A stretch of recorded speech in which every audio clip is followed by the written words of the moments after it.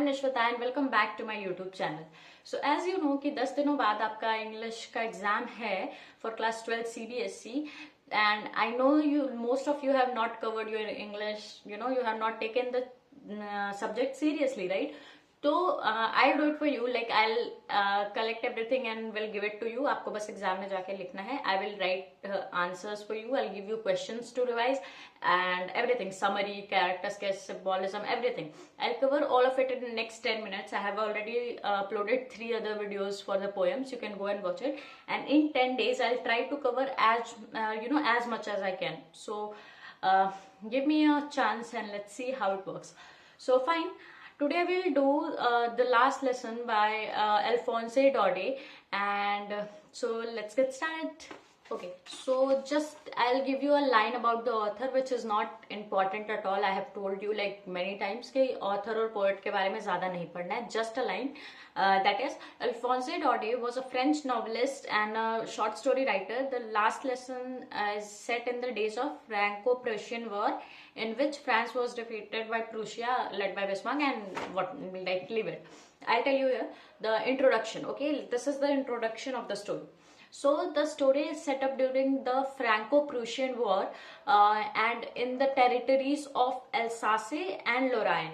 Franco Prussian war के time पे और 2 जगहों पे, that is Alsace and Lorraine. Okay, and उसके बाद से this story, like the protagonist of the story is a boy, Franz, who deals with the regret in the story. We'll see it in the summary.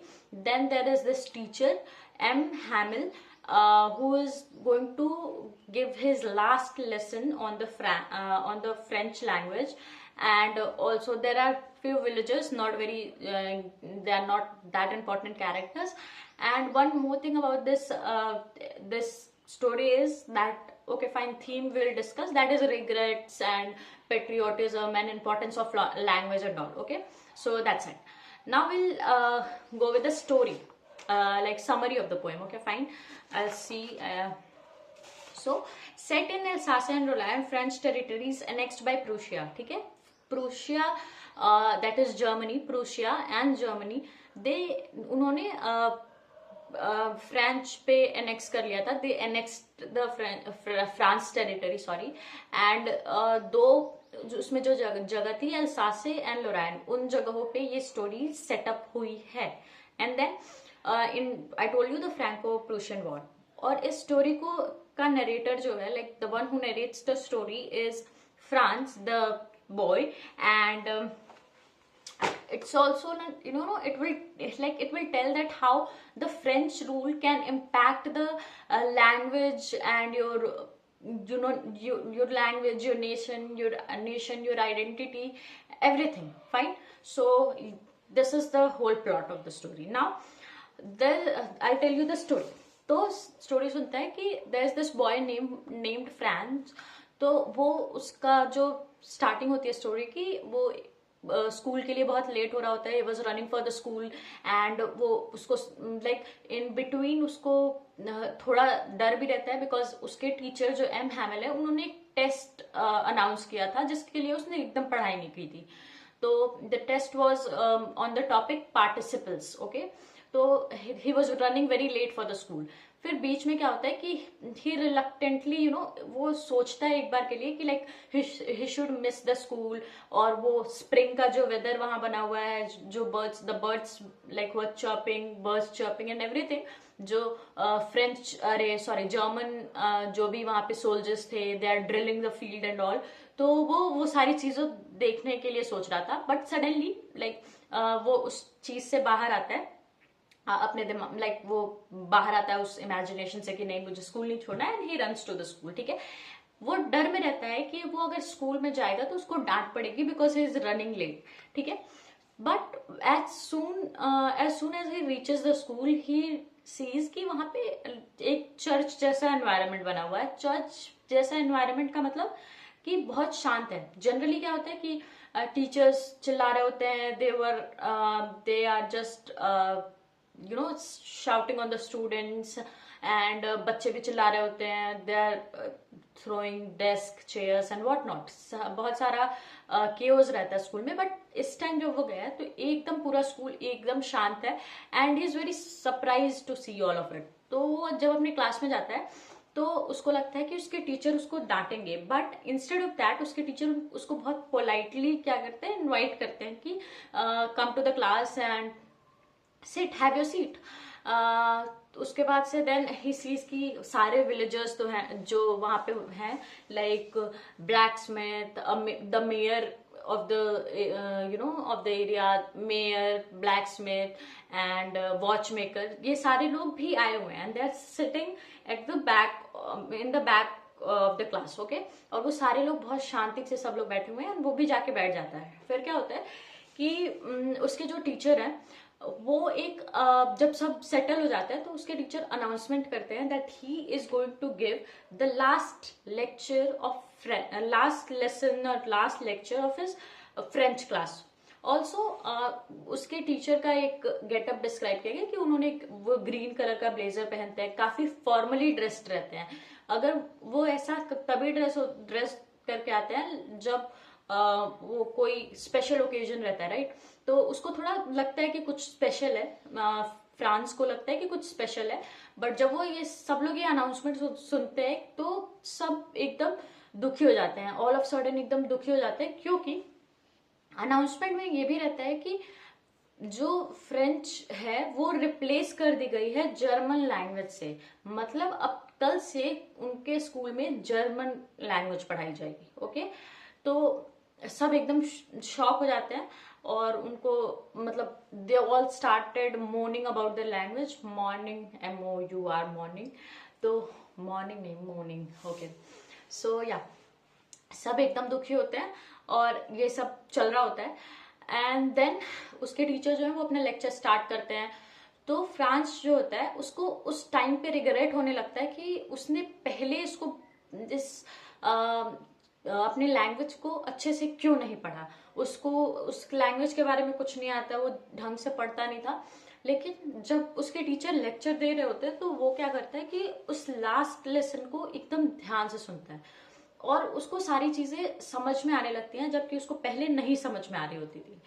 तो उसको इस चीज का थोड़ा उसको बहुत स्ट्रेंज एक फीलिंग होती है कि उसको पहले पढ़ाई करनी चाहिए, एक रिग्रेट होता है बेसिकली कि उसको पहले पढ़ाई करनी चाहिए थी और ये सारी चीजें कि नहीं उसको ध्यान देना चाहिए था। ऑल्सो अपने लेक्चर के टाइम पे जो M. Hamel जो टीचर रहते हैं वो लाइक बताते हैं कि how language is the identity of the nation, how language is freedom, self respect and ये सारी चीजें कि like how this identifies a person. तो लैंग्वेज के बहुत सारे एस्पेक्ट, बहुत सारे इंपॉर्टेंस बताते हैं, ठीक है। तो उस इम्पोर्टेंस जब वो बता रहे होते हैं तो वो बताते हैं कि कैसे लैंग्वेज हम अगर ये जर्मन हम पे अपनी लैंग्वेज वो कर रहे हैं, लाइक दे हैव कॉन्कर्ड अस, उन्होंने हमें एनेक्स कर लिया है, बट अभी दे ट्राइंग टू कि वो मतलब कल्चरली भी कल्चरली भी और लैंग्वेज से भी वो उन पे डोमिनेट करे, वो उनको एनेक्स कर ले, राइट।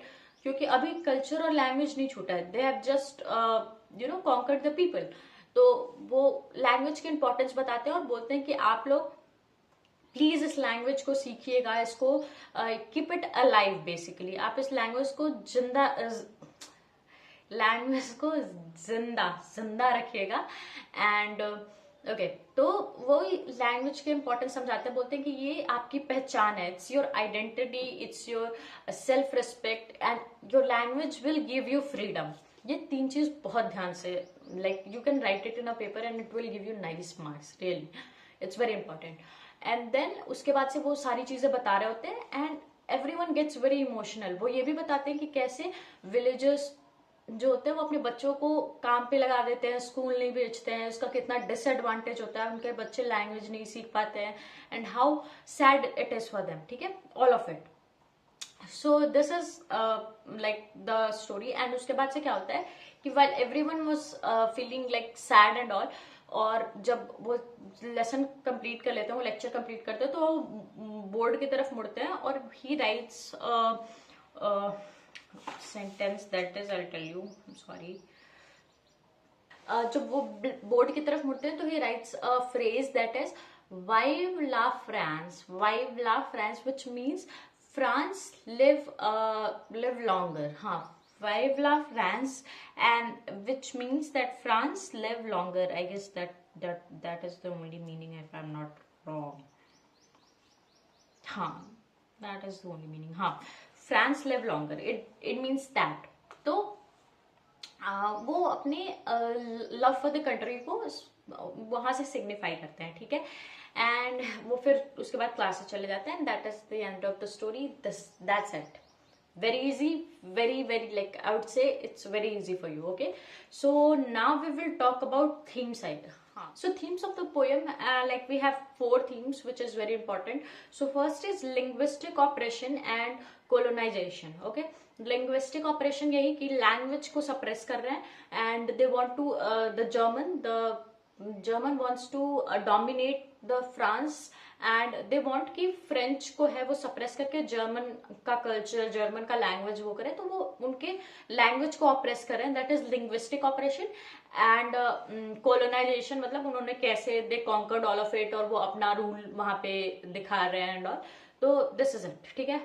थीम्स में you have to just write the story, मतलब not the whole story but a part of the story जहाँ पे वो चीजें थोड़ी थोड़ी दिख रही हैं। लाइक लेक्चर देते हुए उन्होंने लिंग्विस्टिक ऑपरेशन का जिस टीचर ने, लाइक उन टीचर ने जो जिक्र किया है उस चीजों को, वो आपको लिखना है, ठीक है।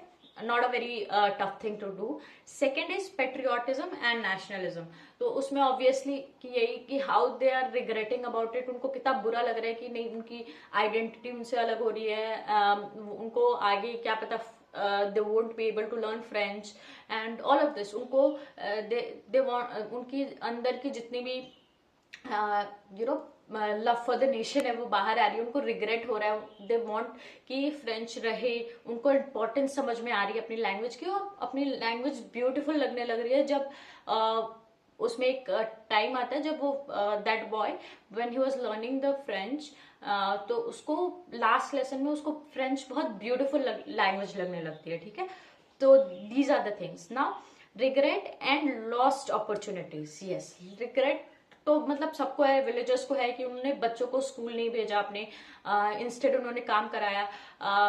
फ्रांस को है क्योंकि वो फ्रेंच पहले नहीं पढ़ा, वो लास्ट मोमेंट पे उसको रियलाइज होता है कि उसको पढ़ना है फ्रेंच, राइट। तो ये भी है। नाउ ये हो गया। And last is importance of education, कि वाई एजुकेशन इज इम्पोर्टेंट, क्यों इम्पोर्टेंस है, इस पे तो आप कुछ भी लिख सकते हो, right.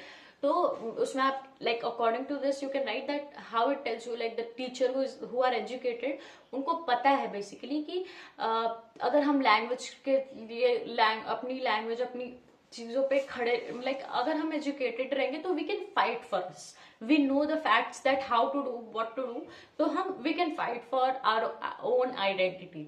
Now will these are the themes, 4 themes है, बहुत ईजी है, कुछ बहुत टफ नहीं है इसमें।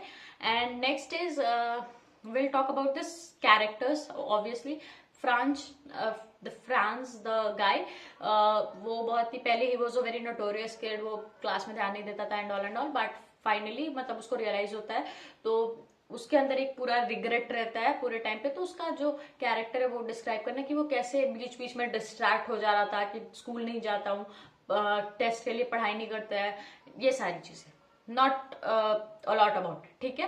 And all of the like जब वो चीजों पे फोकस्ड होता है तो उसको अच्छे से पढ़ पा रहा था, एंड में फ्रेंच वो अच्छे से पढ़ पा रहा था। एम हैमिल दूसरे कैरेक्टर हमारे, वो उनको लाइक यू कैन राइट कि वो बहुत बड़े nationalist, not nationalist, basically patriot थे, वो नेशन से उनका बहुत लगाव था, लैंग्वेज से बहुत प्यार था उनके, he was a very gentleman, वो पूरी अपनी पूरे मन से बच्चों को पढ़ाते थे, वो चाहते थे कि लोग आगे बढ़े एंड ऑल। तो आप उनके ये यू कैन डिस्क्राइब कैरेक्टर्स के, और उसमें विलेजर्स जो हैं उनको, उसमें बेसिकली आप विलेजर्स में यू कैन राइट कि how they you know become sad about when they you know realise कि उनसे जो अपॉर्चुनिटी है वो खत्म हो गई है। लाइक उनके पास जो अपॉर्चुनिटी थी वो खत्म हो गई है। विलेजेस में बहुत सारा रिग्रेट आ जाता है, एंड उसके बाद से ये भी कि उनकी आइडेंटिटी खत्म हो रही है, उनको ये रियलाइज हो रहा है। तो विलेजर्स का आएगा नहीं वैसे, बट ठीक है। Now last is symbols. Okay, this is important because symbols पे there are a lot of questions in your PYQs. So first is a symbol that is the last lesson. What actually the last lesson means? So it's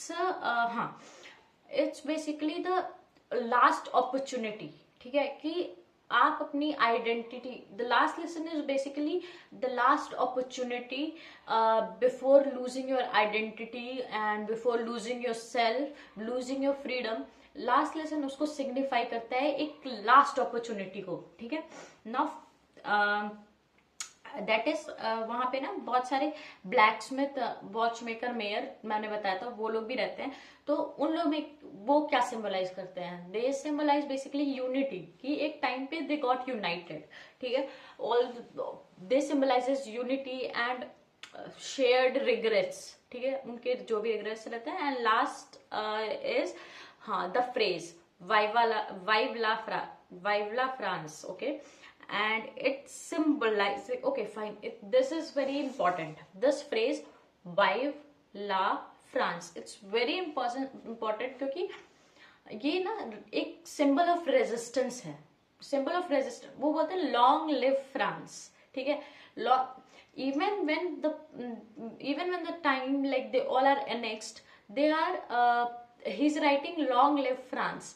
So it's a symbol of resistance कि हम we don't want to lose our identity, हमें अपना culture loose नहीं करना है, हमें अपना language खत्म नहीं करना है। तो इसके लिए तो दैट्स इट। इसमें बहुत कुछ ऐड नहीं कर सकते, आप थोड़ा बहुत लिख सकते हो कि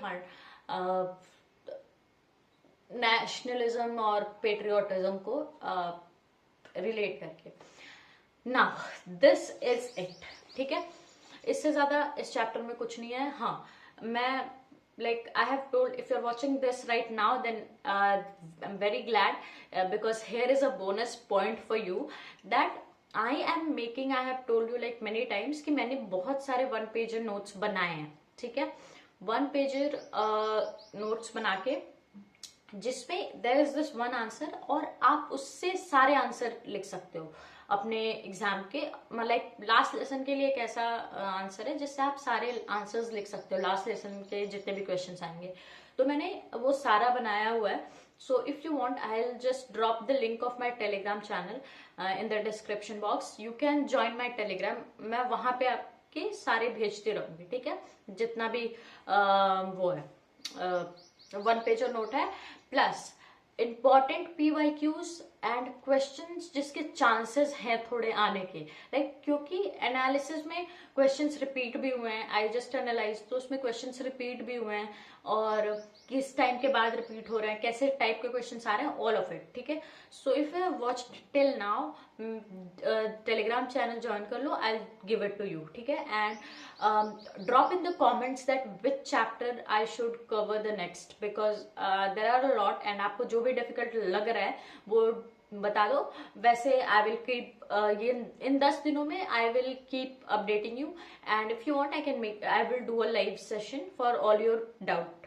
fine, then take care, all the best, and please study well. Don't ऐसे रबिश कुछ भी मत पढ़ो, just read the important things. Fine, take care, bye bye.